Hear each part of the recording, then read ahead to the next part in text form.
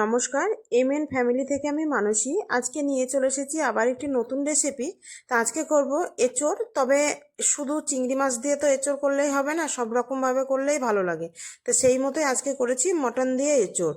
আর এই রান্নাটি খেতে কিন্তু দুর্দান্ত হয়। এঁচোড় মানেই এমনিতেই মানে মাংস টাইপের খেতে, মশলা টশলাগুলো দিয়ে ভালোই লাগে।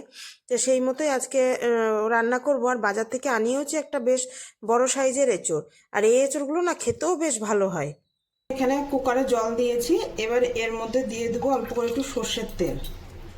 এবার সর্ষের তেলটা দিয়ে কুকারটা ভালো করে এভাবে মাখিয়ে নেব, তাহলে টাটকা কাঁঠাল তো, এই কাঁঠালের কোনো আঠা থাকলে সেটা কুকারের গায়ে লেগে যাবে না। এবার এর মধ্যে দিয়ে দেবো অল্প করে একটু হলুদ আর দেব লবণ। এবার এই ধুয়ে রাখা এঁচোড়গুলো সব এর মধ্যে দিয়ে দেবো।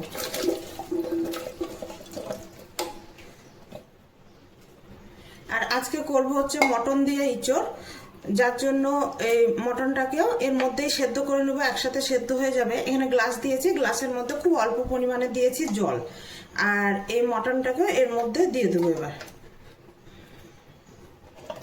এবার গ্লাসটা এরকমভাবে সোজা করে দেবো। চর্বিটা দেবো না, চর্বিটা মশলা কষানোর সময়তেই দেবো। এবার কুকারটা লাগিয়ে দিয়ে কুকারে একটা সিটি দেবো, খুব বেশি সিটি দেবো না।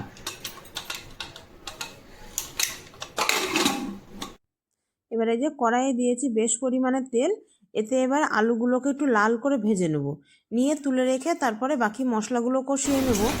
আর এই আলু ভাজার সময় একটু লবণ হলুদও দিয়েছি, যাতে আলুটা ভাজাও তাড়াতাড়ি হয় আর ভেতরে একটু লবণ হলুদও ঢুকে যায়। এই যে ভাজা হয়ে গিয়েছে, এবার সব আলুগুলোকে তুলে নিই। ফোড়নের জন্য এখানে দিয়ে দিলাম শুকনো লঙ্কা, তেজপাতা আর জিরে। এটা একটু নেড়ে চেড়ে এবার এর মধ্যে দিয়ে দিব বেটে রাখা পেঁয়াজটা। পেঁয়াজটা কুচিয়ে দিলেও হতো, তবে আমি বেটে দিলাম যাতে গ্রেভিটা একটু গাঢ় টাইপের হয়। আর পেঁয়াজটাকেও আমি বেশ লাল করে ভেজে নিব এই বাটা পেঁয়াজটায়। আর তারপরে বাকি মশলা দেবো। তবে এদিকে কুকারে সিটি পড়ে গিয়েছে, অনেকক্ষণ আগেই আমি বন্ধ করে দিয়েছি, একবার খুলে দেখি।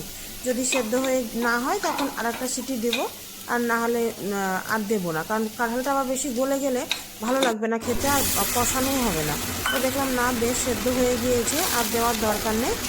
আর তারপরে পেঁয়াজ বাটাটা ভাজা হয়ে গেলে এর মধ্যে দিয়ে দিলাম টমেটো বাটা আর ওই যে চর্বিটা ছিল মটনের, ওই চর্বিটা। এবার এটা দিয়ে বেশ কিছুক্ষণ ভাজা ভাজা করে নেব। তারপরে এর মধ্যে দিয়ে দিলাম রসুন বাটা। এটা দিয়েও কিন্তু মশলাটা বেশ ভালো করে কষিয়ে নেব। এরপর এর মধ্যে দিয়ে দেবো হলুদ, লবণ, পরিমাণ মতো সবই দেবো। লবণটা একটু কমই দেবো, কারণ এঁচোড়টা সেদ্ধ করার সময়তেও কিন্তু লবণ দেওয়া আছে, যার জন্য লবণটা খুব একটা বেশি দেবো না। এবার এর মধ্যে ওই সেদ্ধ করে রাখা মটনটা দিয়ে দেবো, আর মটনের জলটা শুদ্ধই দিয়ে দেবো। এবার মটনটাও মানে ভালো করে কষানোও হয়ে যাবে, আর ভেতরে লবণ, নুন, ঝাল সবই বেশ ঠিকঠাকভাবে হয়ে যাবে। আর ভেজে রাখা আলুগুলোও দিয়ে দিলাম, কারণ ওদিকে এঁচোড়টা ভালোই সেদ্ধ হয়ে গিয়েছে, আলুটা আগে না দিলে আবার সেদ্ধ। এবার দিয়ে দিলাম আদা, জিরে, লঙ্কা বাটা। তা দিয়ে বেশ কিছুক্ষণ কষাবো। আর মিক্সি বাটিটা ধুয়ে একটু জলও দেবো। তবে জানেন তো, আমার একটা স্বভাব খুব খারাপ, যে কোনো তরকারি পাতি যেটাই চাপায় না কেন, কেউ ডাকলে তাড়াহুড়া করে চলে যায়, যে গ্যাসটা কমিয়ে যায় বা কিছু, সেটা আর মাথায় থাকে না। দিয়ে প্রতিদিনই কোনো না কোনো তরকারি একটু না একটু পুড়বেই। এটা কী স্বভাবে দাঁড়িয়েছে কে জানে, যার জন্য আমি দিদির কাছেও খুব বকা খাই।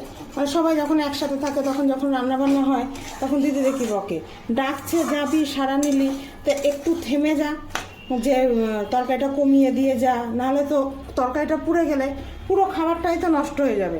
এটাও সত্যি কথা, পুরো খাবারটা নষ্ট হয়ে যাবে, সেটা আর মাথায় থাকে না।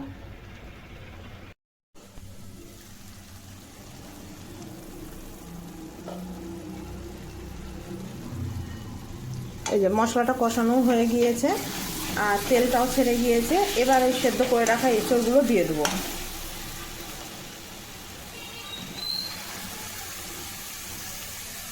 এবার কিন্তু এই এঁচোড় দিয়েও বেশ কিছুক্ষণ ধরে কষাতে হবে,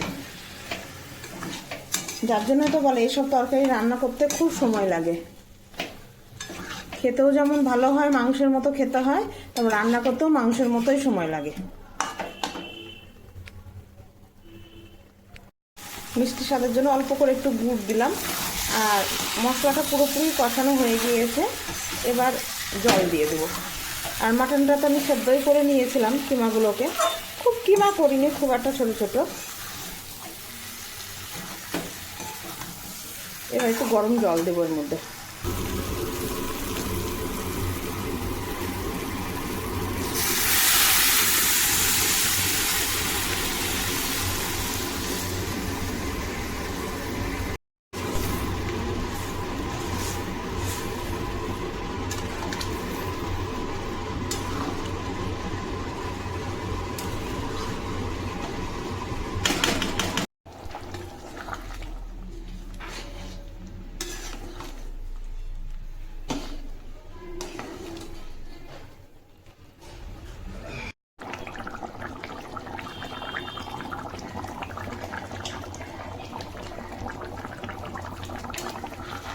এই যে আমাদের এখানে মাটন দিয়ে এঁচোড় আলুর তরকারি পুরোপুরি হয়ে গিয়েছে। এবার একটু দিয়েছে এতে গরম মশলা আর ঘি। এটাকে এবার নামিয়ে নেব। আর এটা না ভাত দিয়ে খেতে কিন্তু দুর্দান্ত লাগে, তবে আমাদের কিন্তু বাড়িতে রুটি দিয়েও সবাই বেশ ভালোবাসে। আর আজকে এটাই চলবে, দুপুরেও হবে রাতেও হবে। তবে আজকে রান্না কিন্তু শুধু এঁচোড় আলু মটন দিয়ে রান্না হয়নি, আরও অনেক কিছুই রান্না হয়েছে।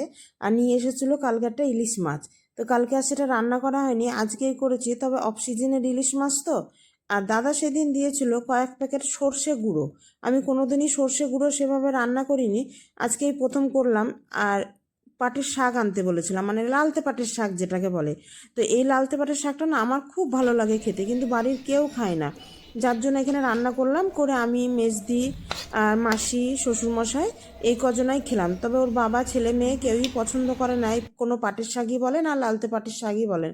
তবে আমার আজ ভালোই হয়েছে, এদিকে পাটের শাকটাও হয়েছে আর ইলিশ মাছ, দুটোই তো আমার খুব ফেভারিট। তো সবই রান্না হয়েছিল আজ, তাই করতে করতে প্রচুর রান্নাই হয়ে গিয়েছিল। তবে রান্নাগুলো হয়েছিল কিন্তু আজকে দুর্দান্ত, কি বলবো। তা চলুন ভিডিওটি আজ এখানেই শেষ করলাম। ভিডিওটি কেমন লাগলো জানাবেন, ভালো লাগলে একটি লাইক।